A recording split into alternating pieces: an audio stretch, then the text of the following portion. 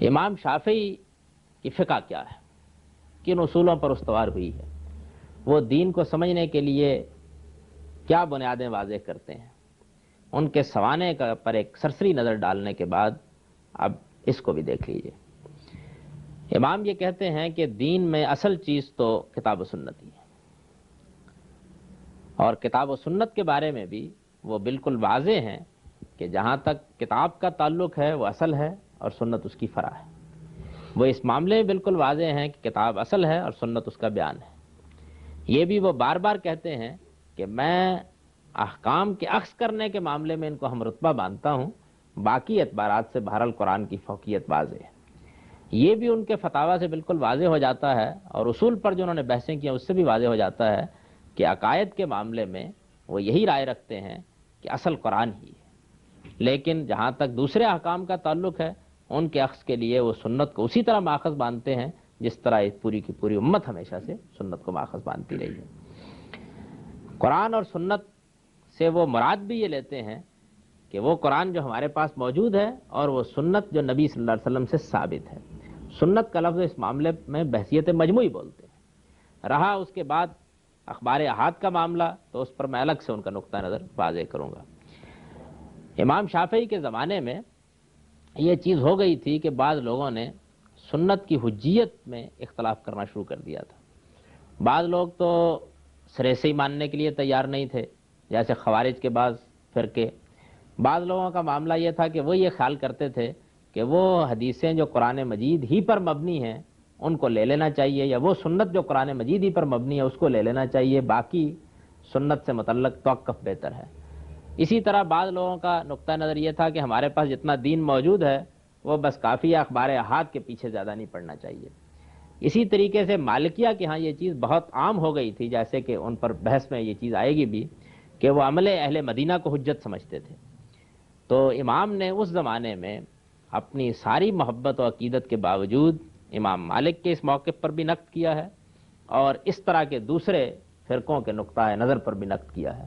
اور اس میں چونکہ انہوں نے حدیث و سنت کی بہت غیر معمولی مدافعت کی، اس لیے مصر کے ایک زمانہ قیام میں ان کو ناصر الحدیث کے لقب سے لوگ یاد کرنے لگ گئے۔ انہوں نے اپنی کتابوں میں پہلی مرتبہ سنت کی حجیت پر وہ دلائل قائم کیے ہیں کہ جو اب تک دہرائے جا رہے ہیں۔ یہ واقعہ ہے کہ جتنے دلائل بھی اس زمانے تک اور اس زمانے کے محققین تک لوگ دے رہے ہیں وہ سب امام دے چکے ہیں۔ انہوں نے قرآن مجید کی جن آیات سے استشہاد کیا ہے، سنت کی جو حیثیت واضح کی ہے، جس طرح سے مختلف دلائل کے ساتھ اپنے موقف کو موقت کیا ہے، وہ ساری چیزیں اب بھی اسی طریقے سے دہرائی جا رہی ہیں، اور یہ واقعہ ہے کہ اس میں کوئی اضافہ کرنا بہت مشکل ہے۔ ناصر الحدیث کی حیثیت سے ظاہر بات ہے کہ ان کا حدیث اور سنت میں جو مقام قائم ہوا وہ بھی لوگوں کے لیے ہمیشہ پھر بعد کے ادوار میں بہت متاثر کن رہا ہے۔ چنانچہ اہل عراق کی فقہ کے مقابلے میں ان پر اخباری نقطہ نظر کا غلبہ بھی ہوا، جس کا میں بھی ذکر کروں گا۔ تو میں یہ عرض کر رہا تھا کتاب و سنت کو وہ اصل قرار دیتے ہیں۔ اس کے بعد جہاں تک اخبار احاد کا تعلق ہے، امام نے رسالہ میں بھی بڑی بحث کی ہے اس پر کہ خبر واحد حجت ہے، خبر واحد حجت ہے۔ اور یہ واقعہ ہے کہ خبر واحد کے معاملے میں وہ سب کچھ انہوں نے جمع کر دیا ہے کہ جو اب تک لوگ کہہ رہے ہیں، یعنی جتنی دلیلیں بھی اس معاملے میں دی جاتی ہیں کہ ایک آدمی کی خبر حجت ہے۔ حضرت عمر نے کہیں لوگوں سے مطالبہ کر لیا کہ دوسرا آدمی لاؤ، اس پر انہوں نے تنقید کی ہے اور یہ بتایا ہے کہ اصل معاملے کی نوعیت کیا تھی۔ اگر کوئی اور اس طرح کا معاملہ بھی کسی روایت میں آ گیا تو اس پر بھی انہوں نے نقد کر کے یہ بتایا ہے کہ نہیں، ایک آدمی کی خبر کافی ہے، حجت ہے، اس میں دو رائے نہیں ہو سکتی۔ اور ایسے ایسے دلائل انہوں نے جمع کر دیے ہیں کہ یہ کہا جا سکتا ہے، اختلاف کے باوجود ان کے بعض دلائل سے،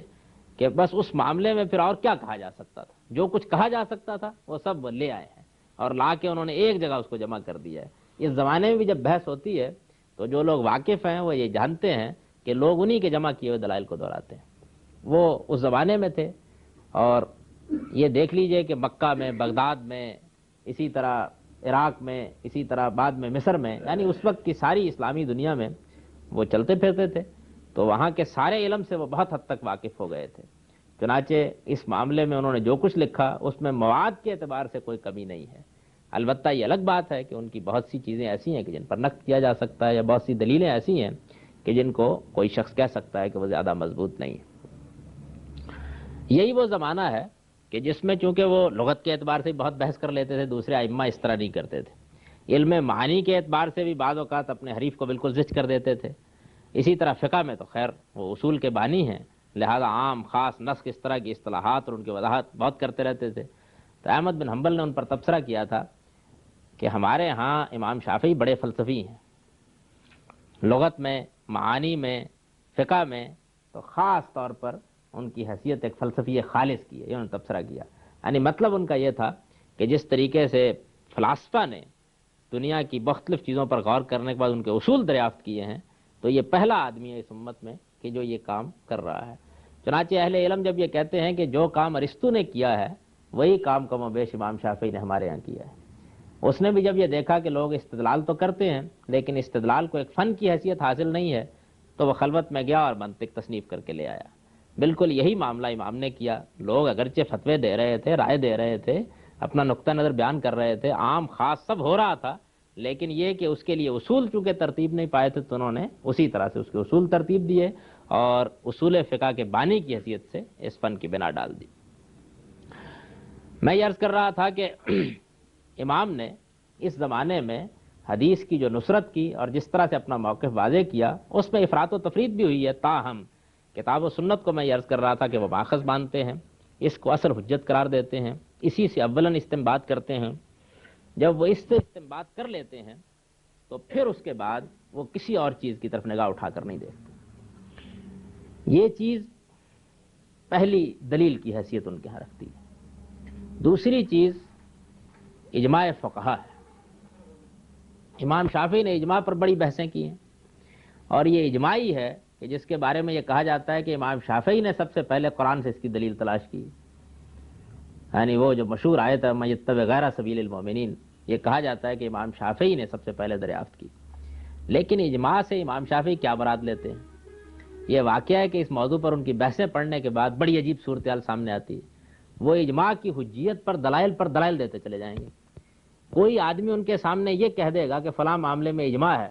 تو اس کا تار و پود بھی اسی طرح بکھیریں گے جس طرح اجماع کی حجیت پر دلائل دے رہے ہوتے ہیں، یعنی اس کے اوپر وہ معارضہ کریں گے کہ اس کے پاس کہنے کے لیے کچھ باقی نہیں رہ جائے گا۔ یہ ان کا عام طریقہ ہے۔ چنانچہ ایک مناظرے میں ان کے مخالف نے ان سے پوچھا کہ تم اجماع پھر کسی چیز کو مانتے بھی ہو؟ تو ان کا الحمدللہ دیکھو مثال کے طور پر یہ جو نمازیں ہیں یہ اجماعی سے ثابت ہے نا، ساری کی ساری، آخر زکوٰۃ کی مقادیر اجماعی سے ثابت ہے نا۔ یہ ان کے تمام مناظروں کو پڑھنے کے بعد میں ایک طالب علم کی حیثیت سے جس نتیجے پر پہنچا ہوں وہ میں عرض کر دیتا ہوں۔ اصل میں بات یہ ہے کہ ایک چیز قرآن مجید کا متن ہے، ایک چیز سنت ہے جو نبی صلی اللہ علیہ وسلم نے قائم کر دی۔ اب یہ مسئلہ پیدا ہوتا ہے کہ قرآن کا منشا اور فہم، اصل میں تو روبہ عمل یہ ہوگا، تو منشا اور فہم کے معاملے میں اختلاف کا امکان ہوتا ہے۔ وہ کون سی چیز ہے کہ جو منشا کے معاملے میں بھی اور فہم کے معاملے میں بھی فیصلہ کن ہو جائے؟ امام شافعی اسی طرح کی چیزوں کے معاملے میں اجماع کا لفظ استعمال کرتے ہیں۔ وہ یہ کہتے ہیں کہ قرآن نبی صلی اللہ علیہ وسلم پر نازل ہوا اور نبی صلی اللہ علیہ وسلم پر نازل ہونے کے بعد ظاہر بات ہے کہ یہ تو نہیں ہوا کہ وہ خلا میں رہ گیا، اس کے بعد اس پر عمل ہونا شروع ہو گیا۔ اب وہ حکم جو رسول اللہ صلی اللہ علیہ وسلم کے زمانے سے ان کے زمانے تک بالاجماع منتقل ہو گئے ہیں وہ باعث نزاع نہیں ہو سکتے، یعنی ان پر کوئی بحث نہیں ہو سکتی۔ وہ اصل میں اجماع کی اصطلاح انہی مواقع پر استعمال کرتے ہیں۔ یعنی ایک شخص فرض کر لیجئے کہ الصلاۃ پر بحث کرنا شروع کر دے اور یہ کہنا شروع کر دے کہ قرآن مجید میں جس الصلاۃ کا حکم دیا گیا ہے اس کے معنی یہ اور یہ ہیں، تو صلاۃ کا لفظ تو قرآن میں موجود ہے، اس کا مسمى کیا ہے؟ وہ امام شافعی اس موقع پر یہ کہتے ہیں کہ یہ تو اجماع سے میں واضح ہے کہ اس کا مفہوم یہی ہے۔ یوں سمجھ لیجئے کہ نبی صلی اللہ علیہ وسلم سے جو دین منتقل ہوا ہے، امام شافعی اس دین کے اس حصے کے بارے میں اجماع کا لفظ بولتے ہیں کہ جو بغیر کسی اختلاف کے منتقل ہو، اور اس میں ظاہر بات ہے کہ یہ سب چیزیں آتی ہیں۔ چنانچہ یہی وجہ ہے کہ جب ان کو معارضہ پیش آیا تو انہوں نے جو مثال دی وہ مثال وہی تھی کہ نماز، آخر 5 نمازیں پڑھتے ہیں ہم، ظہر کی 4 رکعتیں، یعنی مثالیں دینے سے معلوم ہو جاتا ہے کہ وہ اصل میں کیا کہنا چاہتے ہیں۔ تو اجماع فقہا،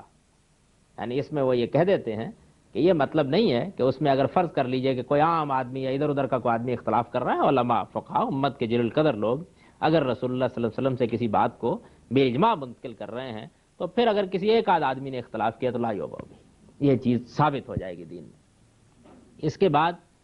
ان کے ہاں تیسری چیز، کتاب و سنت کو چونکہ وہ ایک قرار دے دیتے ہیں، تو ان کے ہاں تیسری چیز صحابی کا فتویٰ ہے۔ یعنی وہ یہ کہتے ہیں کہ اگر کسی معاملے میں قرآن و سنت کا کوئی حکم معلوم نہیں ہے، اور اسی طریقے سے قرآن و سنت کا کوئی فہم اجماع سے بھی منتقل نہیں ہوا، اور کسی صحابی کی رائے معلوم ہو گئی اور کسی دوسرے صحابی نے اس سے اختلاف نہیں کیا ہے، تو یہ بھی حجت ہو۔ اس کے بہت دلائل دیتے ہیں۔ یعنی وہ یہ کہتے ہیں کہ صحابہ اکرام نبی صلی اللہ علیہ وسلم کے زمانے کو جانتے تھے، ان کے زیادہ قریب تھے، دین کا فہم ان کا ہم سے بہتر تھا، اگر انہوں نے کسی دینی مسئلے میں رائے قائم کیے تو اس میں دونوں احتمال ہیں، انہوں نے اجتہاد کیا ہو، یا نبی صلی اللہ علیہ وسلم ہی سے کوئی بات ان کے علم میں ہو لیکن وہ روایت کے طریقے پر اس کو بیان نہ کر رہے ہوں، تو بہرحال صائب رائے یہی ہے کہ ان کی رائے کو حجت مان لیا جائے۔ اس کے بعد وہ مسئلہ آ جاتا ہے کہ جہاں صحابہ میں آپس میں اختلاف ہوتا ہے، اس طرح کے موقع پر وہ ترجیح کا اصول قائم کرتے ہیں، یعنی پھر بھی ان کی رائے سے نکلتے نہیں ہیں باہر، ترجیح کا اصول قائم کرتے ہیں۔ یعنی اس موقع پر ان کا رویہ یہ ہوتا ہے کہ وہ مختلف دلائل کی بنیاد پر صحابہ میں سے کسی ایک کی رائے کو ترجیح دیں گے۔ اس بنیاد پر بھی ترجیح دیں گے کہ ان کے نزدیک وہ رائے اوفق بالقرآن و سنہ ہوتی ہے، اس بنیاد پر بھی ترجیح دیں گے کہ وہ رائے جس اصول پر مبنی ہوتی ہے اس اصول کی کچھ روشنی ان کو قرآن و سنت سے مل جاتی ہے۔ اسی طریقے سے بعض مواقع پر وہ اس طرح کی کسی رائے کو روایت کی نسبت کے اعتبار سے بھی ترجیح دے دیں گے اور شخص صحابی کے اعتبار سے بھی ترجیح دے دیں گے۔ یعنی ظاہر بات ہے کہ ایک عام صحابی کی رائے کے مقابلے میں وہ حضرت عمر کی رائے کو ترجیح دے دیں گے۔ تو ترجیح کی بہت سی صورتیں ہوتی ہیں، تاہم اس موقع پر بھی وہ اس سے باہر نہیں نکلتے ہیں۔ پانچویں چیز ان کے ہاں قیاس ہے، یعنی امام شافعی بھی قیاس کے قائل ہیں، اور یہ واقعہ ہے کہ اس معاملے میں انہوں نے بڑی واضح باتیں کہی ہیں، نہ صرف یہ کہ کہی ہیں بلکہ قیاس کیا بھی ہے، لیکن قیاس ان کے ہاں اس قدر وسیع نہیں ہے جس طرح کہ ہم مثلا حنفیہ کے ہاں پاتے ہیں۔ وہ یہ کہتے ہیں کہ میں قیاس کی صرف اسی صورت کو قبول کرتا ہوں کہ جو بالکل صریح ہو، جس میں قرآن و سنت میں اس کا مبنی بہت واضح طور پر موجود ہو، اور اس صورت میں جب میں قیاس کرتا ہوں تو در حقیقت میں قرآن و سنت ہی کے اس پہلو کو جو بصراحت بیان نہیں ہوا اس کو قبول کرتا ہوں۔ اگر ان تمام ماخذ پر ایک نظر ڈالی جائے تو امام شافعی در حقیقت اپنے ان تمام ماخذ کے بارے میں اپنی آراء سے یہ واضح کر دیتے ہیں کہ ان کے نزدیک دین کا اصل ماخذ قرآن و سنت ہی، یعنی قرآن تو واضح ہے، سنت واضح ہے، اس کے بعد اگر کسی صحابی کا فتویٰ ہے تو اسی دلیل پر اس کو مانتے ہیں کہ رسول اللہ صلی اللہ علیہ وسلم کی سنت کو یہ ہو سکتا ہے کہ جانتے ہوں لیکن ہمارے پاس وہ روایت کی صورت میں نہ پہنچی ہو۔ اور قیاس کے معاملے میں بھی جس طرح کہ میں نے عرض کر دیا، انہیں اس بات پر اصرار ہے کہ یہ قیاس دنیا کے عام معاملات پر نہیں ہونا چاہیے، بلکہ اس قیاس کی بنا بالکل واضح طور پر قرآن و سنت کے اندر پائی جانی چاہیے۔ تو دین کا ماخذ وہ اسی کو مانتے ہیں۔ یہ امام شافعی کی فقہ کے اصول ہیں۔ اب یہاں اتنی بات اور جان لیجئے کہ کتاب و سنت میں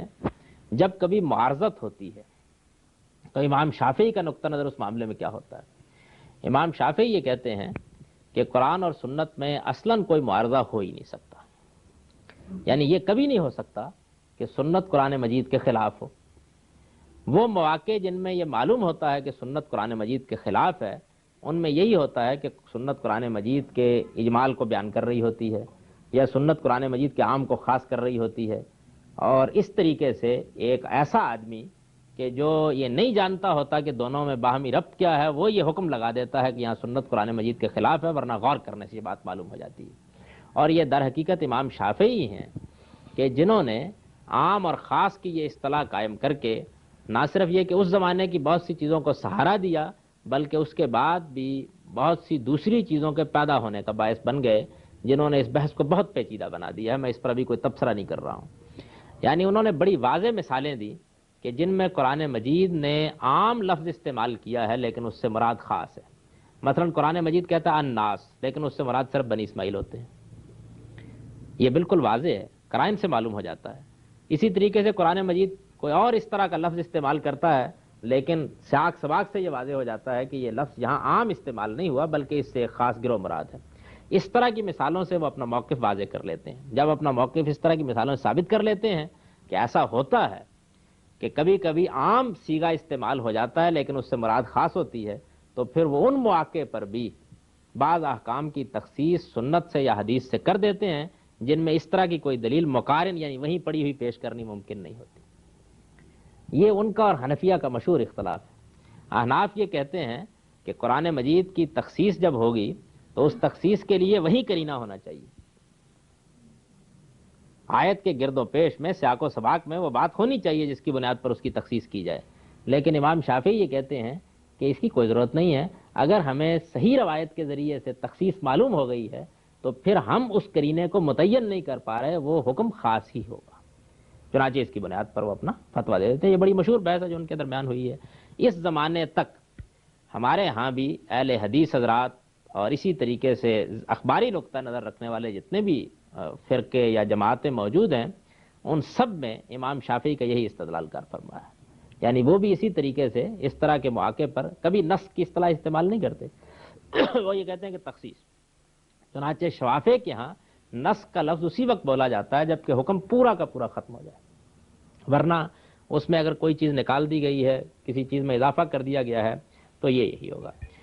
سنت قرآن مجید پر زیادت کر سکتی ہے، یعنی اس کے کسی حکم پر اضافہ کر سکتی ہے، امام شافعی اس کے بھی قائل ہیں۔ اس کی انہوں نے بہت سی مثالیں دی ہیں، اور یہی وجہ ہے کہ رجم کے مشہور مسئلے میں احناف اس بات کے قائل نہیں ہے کہ کوارے زانی کو 100 کوڑے مارنے کے بعد سال بھر کے لیے جلاوطن بھی کیا جائے گا، لیکن امام شافعی اس کے قائل ہیں، اس لیے کہ روایت میں یہ زیادت آئی ہے۔ وہ اس کو قرآن مجید کے خلاف نہیں سمجھتے، بلکہ قرآن مجید کے نقطہ نظر اور اس کے اجمال کی وضاحت قرار دیتے ہیں۔ اس کو دو لفظوں میں یوں سمجھ لینا چاہیے کہ جو اصول انہوں نے قائم کیا ہے کہ بعض اوقات ایک چیز عام ہوتی ہے لیکن اس سے خاص مراد ہوتا ہے، یہ اصول تو بالکل صحیح ہے، لیکن اب اس کا اطلاق کہاں ہونا چاہیے اور کہاں نہیں ہونا چاہیے، اس میں جلیل القدر امام سے اختلاف کیا جا سکتا ہے۔ وہ یہ کہتے ہیں کہ قرآن مجید کے کسی حکم کی تخصیص قرآن بھی کر دیتا ہے، سیاق و سباق بھی کر دیتا ہے، قرآن مجید کے اندر کوئی قرینہ بھی کر دیتا ہے، عقل عام بھی کر دیتی ہے، اسی طریقے سے کوئی حدیث بھی کر دیتی ہے۔ یہ کوئی ایسی چیز نہیں ہے کہ جس کے اوپر خواہ مخواہ مورچہ باندھا جائے۔ ان کا یہی موقف ہے کہ جس کو احناف نے کبھی قبول نہیں کیا ہے۔ احناف اس معاملے میں یہ کہتے ہیں کہ وہ تخصیص